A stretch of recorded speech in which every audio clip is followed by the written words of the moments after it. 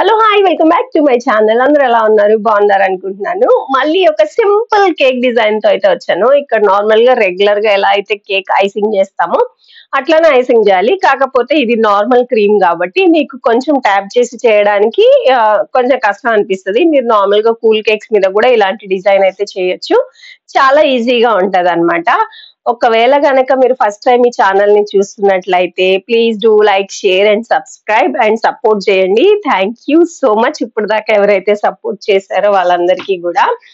ఇక్కడ మీకు అప్లై చేస్తుంటే చూడండి వాపస్ వస్తుంది కదా, అంటే మళ్ళీ వెనక్కి వస్తుంది కదా క్రీము. ఎందుకు అని అంటే ఇది డాల్డా అన్నమాట. సో డాల్డా వల్ల మీకు అలా వస్తుంది. డాల్డా క్రీమ్ అంటే నార్మల్ రెగ్యులర్ గా బేకరీస్ లో, బయట బేకరీస్ లో దొరుకుతుంది కదా, అలాంటిది అనమాట. ఎక్కువ మందికి, ఎంత మందికి రిచ్ కేక్స్ ఇష్టం ఉంటుందో అంతే మందికి కూడా ఇట్లాంటి లోకల్ స్టైల్ కేక్స్ కూడా ఇష్టం ఉంటది.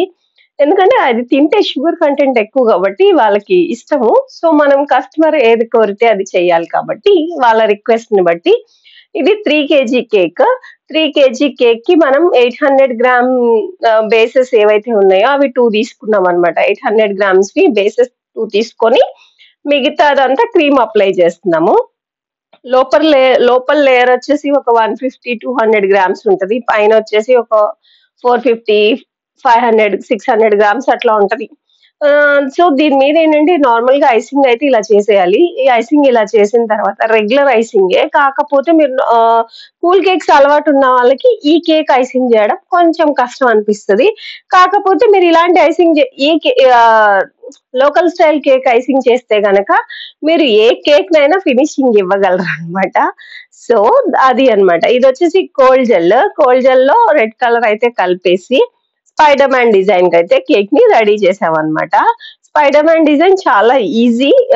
మీకు గ్యాలరీలో ఎక్కువ ఫొటోస్ కావాలి, డిఫరెంట్ స్పైడర్ మ్యాన్ థీమ్ కూడా మనకు కావాలి అని అంటే అవన్నీ ఆర్టిఫిషియల్ వి పెట్టకుండా నార్మల్ గా చాలా సింపుల్ గా కస్టమర్ కి కూడా ఎక్కువ బర్డెన్ అవ్వకుండా రీజనబుల్ ప్రైస్ లో మీరైతే ఈ డిజైన్ కేక్ ని సేల్ చేయొచ్చు అనమాట.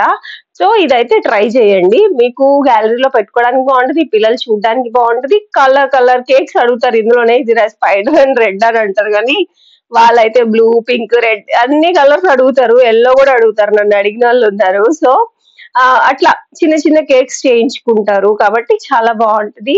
అండ్ ఈ డిజైన్ వేస్తుంటే కూడా అబ్బా కొంచెం కష్టము అనేది కూడా ఏముండదు. పైపింగ్ బ్యాగ్ కూడా చాలా ఈజీగా ఉంటది. పైపింగ్ కన్సిస్టెన్సీలో అయితే ఈ గనాష్ ఉండాలి. ఏదైతే చాక్లెట్ ఉందో దాన్ని 30 సెకండ్స్ మెల్ట్ చేసుకుంటే సరిపోతుంది. ఎక్కువ ఓవర్ హీట్ అయితే చేయకుండా కేక్ అయితే ఇలా రెడీ అవుతుంది అనమాట. అండ్ దీనికి ఐస్ అవన్నీ అప్లై చేయాలి కాబట్టి అవన్నీ కూడా ఇప్పుడు మనం ఫౌండెంట్ తో కట్ చేస్తాం అనమాట.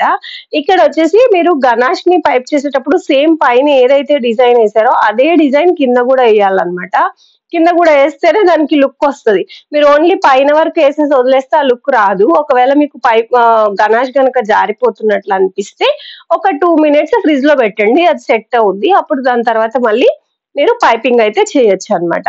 ఇక్కడ వచ్చేసి నేను ఫాండెంట్ ని కట్ చేసి ఒక రౌండ్ గా కట్ చేసి దానికి ఐస్ అయితే తయారు చేస్తున్నాను. ఇక్కడ లుక్ నార్మల్ గా దాన్ని సింగిల్ గా చూస్తే అలా ఉంది కదా, ఈ ఐస్ పెట్టగానే మీకు చాలా చేంజ్ వస్తుంది అనమాట. చాలా చేంజ్ వచ్చి చాలా కేక్ కాస్ట్ చాలా ఎక్కువ అలా అనిపిస్తుంది. కాకపోతే ఇది 1 kg కేక్ కనుక మీరు చేస్తే, హైట్ కేక్ లో మీరు 1 kg చేస్తే దీనికి లుక్ వస్తుంది. ఫ్లాట్ కేక్స్ ఉంటాయి కదా, అట్లా 1 kg లో చేస్తే లుక్ రాదనమాట. ఇది 3 kg కేక్ కాబట్టి మీకు చూడడానికి ఇంత బాగుంది.